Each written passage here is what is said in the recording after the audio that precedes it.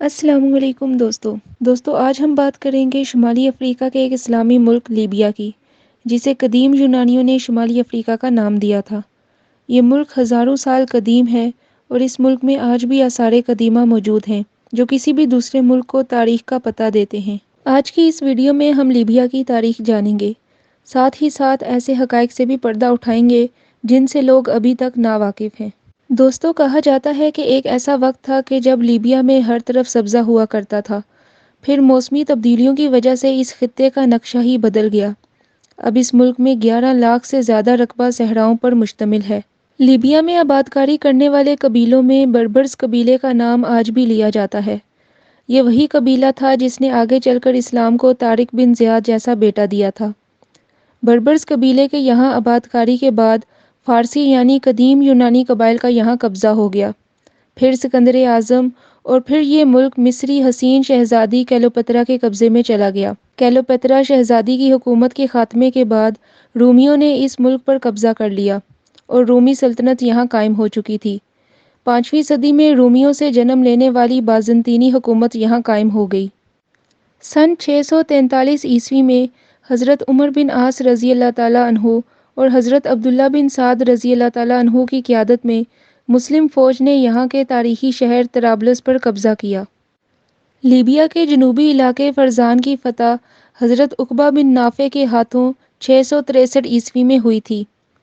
ان کی فتح کے بعد بربرز قبائل نے اسلام قبول کر لیا اور اس کے بعد پورے لیبیا پر اسلامی پرچم لہرا چکا تھا۔ خلافت عباسیہ کے دور میں اس خطے کو مزید استحکام ملا۔ خلیفہ ہارون الرشید نے لیبیا کو پورے خطے میں اہم بنا دیا۔ عثمانی جب لیبیا پر قابض ہوئے تو اس خطے نے مزید ترقی کی۔ عثمانی سلطنت جب زوال کا شکار ہوئی اور اس نے جنگ عظیم اول میں کود جانے کا فیصلہ کیا تو یہ وہ برا وقت تھا جب لیبیا پر 1300 سال بعد کوئی غیر مسلم ملک قابض ہونے لگا تھا، کیونکہ اٹلی اور عثمانیوں کے درمیان ہونے والی جنگ میں عثمانی حکومت لیبیا کو اپنے ہاتھوں سے کھو چکی تھی۔ اٹلی نے لیبیا پر تقریباً 21 سالوں تک حکومت کی۔ اٹلی حکومت کو جب لیبیا میں حالات بے قابو ہوتے نظر آئے تو انہوں نے عمر مختار کو تختہ دار پر لٹکانے کا فیصلہ کیا۔ اٹلی حکومت کا یہ خیال تھا کہ عمر مختار کی موت سے آزادی کی آواز کو دبا دیا جائے گا، مگر اس مجاہد کی موت سے تحریک آزادی مزید تیز ہو گئی۔ لوگ موت کی پرواہ کیے بغیر حکومت کے سامنے ڈٹ گئے۔ 1940 سے ہی دوسری جنگ عظیم کا آغاز ہو چکا تھا۔ 1943 میں لیبیا مکمل آزاد ہو کر اتحادی افواج کے پاس چلا گیا، جس کا نظام برطانیہ اور فرانس کے پاس مشترکہ طور پر رہا۔ لیبیا کے 2 صوبوں پر برطانیہ کی حکومت تھی جبکہ ایک حصے پر فرانس کا اقتدار تھا۔ 1951 میں حکومت برطانیہ نے لیبیا کی مکمل آزادی کا اعلان کر دیا۔ برطانیہ نے شاہ ادریس کو لیبیا کی بادشاہت کا تاج بھی پہنایا۔ لیکن اس کے ساتھ ہی لیبیا کی فوج اور عوام کا ایک گروہ شاہ ادریس کے خلاف ہو گیا اور ایک کرنل محمد قذائی نے شاہ ادریس کی حکومت کو ختم کر دیا۔ قذافی نے حکومت سنبھالتے ہی فوج کی کمان اور حکومتی تمام بڑے عہدے اپنے پاس رکھنے کا فیصلہ کیا۔ 1977 میں قذافی نے لیبیا کو ایک جمہوری ملک بنا دیا۔ قذافی نے لیبیا کو ایٹمی طاقت بھی بنا ڈالا تھا اور تیل کے تمام ذخائر رکھنے والے ممالک کو اپنے ساتھ ملا کر یورپ کا تیل بند کر دیا۔ اس وجہ سے یورپ میں لیبیا کے خلاف آگ لگ چکی تھی۔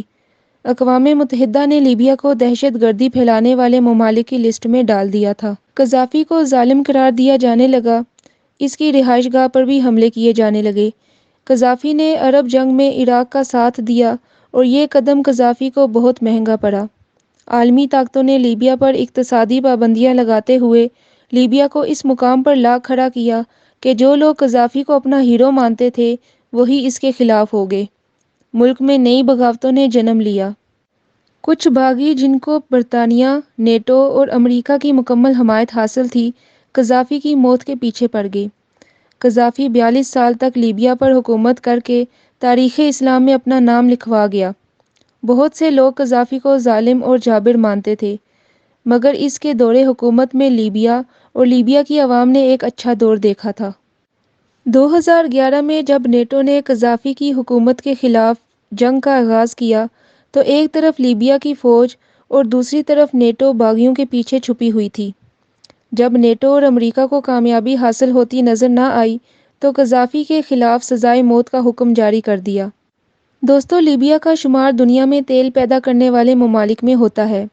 آج لیبیا میں تعلیم کی شرح 78% ہے، لیکن قذافی کی حکومت میں یہ شرح 100% ہوا کرتی تھی۔ کرنل قذافی کے دور میں ہر فرد کو قومی خزانے سے ایک گھر بنا کر دیا جاتا تھا۔ پیدائش کے ساتھ ہی بچے کے نام پر وظیفہ جاری کر دیا جاتا تھا۔ بجلی اور تیل اس قدر سستا تھا کہ جیسے مفت میں ملتا ہو۔ مگر قذافی نے امریکہ اور برطانیہ کے قوانین کو اپنانے کے بجائے اپنے قوانین بنائے۔ افریقہ میں رہتے ہوئے سب سے پہلے ایٹمی ہتھیار بھی بنائے۔ امریکی کمپنیوں کو سرمایہ کاری کی اجازت تو دے دی، مگر تیل کی قیمت اپنی مرضی پر لگائی۔ اربوں کو اکٹھا کرنے میں پہل کی، اور جب دیکھا کہ عرب ساتھ نہیں دے رہے تو افریقہ میں ایک یونین بنائی۔ یہی وہ باتیں تھیں جو امریکہ کو بری لگا کرتی تھیں۔